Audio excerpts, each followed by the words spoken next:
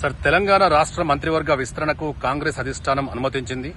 మంత్రివర్గ విస్తరణ ఎలా ఉండబోతుంది అనుకుంటున్నారు? జై స్వరాజ్ వరల్డ్ టీవీకి స్వాగతం. తెలంగాణ రాష్ట్ర శాసనసభకు జరిగినటువంటి మూడోసారి జరిగినటువంటి ఎన్నికల్లో కాంగ్రెస్ పార్టీ విజయం సాధించింది. డిసెంబర్ 3వ తారీఖు నాడు రేవంత్ రెడ్డి ముఖ్యమంత్రిగా ప్రమాణ స్వీకారం చేశారు. కాంగ్రెస్ పార్టీ తరఫున తెలంగాణ రాష్ట్ర ముఖ్యమంత్రిగా. తరువాత తన మంత్రివర్గాన్ని విస్తరించుకున్నారు. తనతో పాటు 11 మంది మంత్రులు కూడా ప్రమాణ స్వీకారం చేసినటువంటి సందర్భాన్ని చూశాం. అయితే చట్టం ప్రకారం తెలంగాణ రాష్ట్రంలో ముఖ్యమంత్రితో పాటు 17 మంది మంత్రులు ముఖ్యమంత్రి ఉండటానికి అవకాశం ఉన్నటువంటి విషయాన్ని మనం గమనించాలి. అయితే ఇప్పటికీ ముఖ్యమంత్రితో కలిపి 12 మందే ఉన్నారు. ఇంకొక 6 ఖాళీలు తెలంగాణ రాష్ట్ర మంత్రివర్గంలో ఖాళీగా ఉన్నాయి. అయితే కాంగ్రెస్ పార్టీ అధిష్టానము మంత్రివర్గాన్ని విస్తరించుకోవడానికి ముఖ్యమంత్రి రేవంత్ రెడ్డి గారికి అనుమతి ఇచ్చినట్లుగా తెలుస్తుంది. అయితే మంత్రివర్గ విస్తరణ ఒక వారం రోజుల్లోనో ఒక 10 రోజుల్లోనో చేపట్టేటటువంటి అవకాశాలు అయితే చాలా స్పష్టంగా కనిపెడుతున్నాయి. అయితే ఈసారి మంత్రివర్గ విస్తరణ ఎలా ఉండబోతుంది, మంత్రివర్గంలో ఎవరికి స్థానాలు కేటాయించబోతున్నారు, ఏ వర్గాలకు ప్రాతినిధ్యం దక్కబోతుంది, ఏ ప్రాంతాలకు ప్రాతినిధ్యం దక్కబోతుంది అనేటటువంటి ఊహాగానాలు, విశ్లేషణలు అటు మెయిన్ స్ట్రీమ్ మీడియాలోను, సోషల్ మీడియాలోను, రాజకీయ వర్గాల్లోనూ పెద్ద ఎత్తున చర్చ జరుగుతున్నటువంటి సందర్భంలో అయితే గత దశాబ్ద కాలం పాటు తెలంగాణ రాష్ట్రాన్ని పరిపాలించినటువంటి బీఆర్ఎస్ పార్టీ గాని, కె చంద్రశేఖరరావు గారు గాని తన మంత్రివర్గంలో సామాజిక న్యాయాన్ని పాటించలేదు అనేటటువంటి, తర్వాత ప్రాంతీయ న్యాయాన్ని కూడా, ప్రాంతీయ సమతుల్యతను కూడా పాటించలేదు అనేటటువంటి ఆరోపణలు చాలా స్పష్టంగా వచ్చినటువంటి సందర్భంలో కాంగ్రెస్ ప్రభుత్వము జాతీయ పార్టీ కాబట్టి ఖచ్చితంగా మంత్రివర్గంలో అనేక కోణాలను పరిశీలించి మంత్రివర్గ విస్తరణ చేస్తారనేటటువంటి అభిప్రాయాలు కలుగుతున్నాయి. ఖచ్చితంగా రేవంత్ రెడ్డి మంత్రివర్గంలో సామాజిక న్యాయానికి పెద్దపీట వేస్తారనేటటువంటి ఆశ అయితే కలుగుతుంది. అదేవిధంగా ప్రాంతీయ సమతుల్యంతో కూడా ఉంటుంది.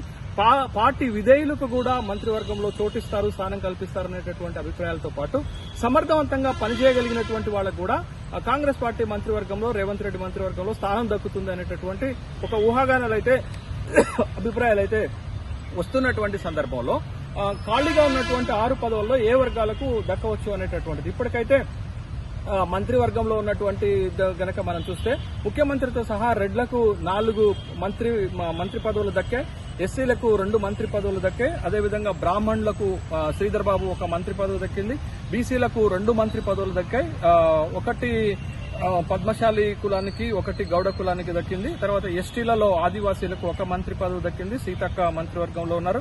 కమ్మ కులానికి 1 మంత్రి పదవి దక్కింది, తుమ్మల నాగేశ్వరరావు మంత్రిగా ఉన్నారు. వెలమ సామాజిక వర్గానికి కూడా 1 మంత్రి పదవి దక్కింది, జూపల్లి కృష్ణారావు గారు ఉన్నారు. అంటే ఇక్కడ ఇంకా రావాల్సినటువంటి దానికి ఒక సామాజిక న్యాయానికి పెద్దపీట వేయాలనుకుంటే బీసీలకు ప్రాధాన్యత ఇవ్వాల్సినటువంటి అవసరం ఉంది.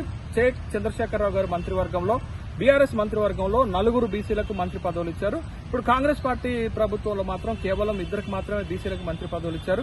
ఖాళీగా ఉన్నటువంటి మరొక 6 మంత్రి పదవుల్లో 2 బీసీలకు కేటాయించాల్సినటువంటి అవసరం ఉంది. 2 కంటే ఎక్కువ ఇవ్వాల్సినటువంటి అవసరం కూడా ఉంది జనాభా దామాషా ప్రకారం. అయితే ఈసారి షాద్ నగర్ నుంచి గెలిచినటువంటి శంకర్ లాంటి ఒక అత్యంత వెనుకబడిన కులాల వాళ్ళకి ప్రాధాన్యత ఇస్తే బాగుంటుందనేటటువంటి అభిప్రాయాలు కూడా వ్యక్తమవుతున్నాయి. చాకలి రజక సామాజిక వర్గం నుంచి గెలిచినటువంటి వ్యక్తులకు ఎంబీసీలకు కూడా అవకాశం కల్పించాల్సినటువంటి అవసరం ఉంది.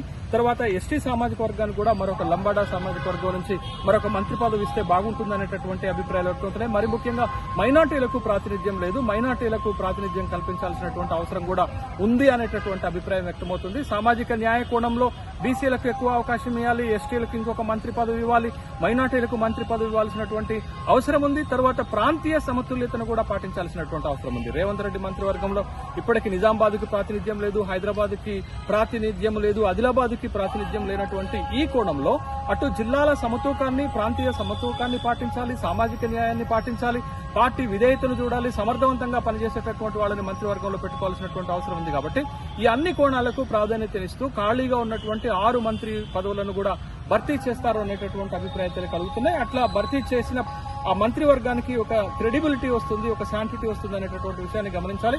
మరి ముఖ్యంగా మంత్రివర్గంలో అయితే ఖచ్చితంగా సామాజిక న్యాయానికి పెద్దపీట వేయాలనేటటువంటి అభిప్రాయాలు కింది వర్గాల ప్రజల నుంచి వ్యక్తమవుతున్నాయి. గతంలో బీసీలకు సరైనటువంటి ప్రాతినిధ్యం కె చంద్రశేఖరరావు గారు మంత్రివర్గంలో దక్కలేదు అనేటటువంటి అభిప్రాయాలు ఉన్నటువంటి నేపథ్యంలో ఖచ్చితంగా బీసీలకు ఎక్కువ ప్రాధాన్యత ఇవ్వాల్సినటువంటి అవసరం ఉంది. మరొక విషయం ఏంటంటే కాంగ్రెస్ పార్టీ ఎన్నికల సందర్భంగా బీసీ సామాజిక వర్గాలకు 34 శాసనసభ స్థానాలు కేటాయిస్తామని చెప్పి కేవలం 21 శాసనసభ స్థానాలు మాత్రమే కేటాయించారు.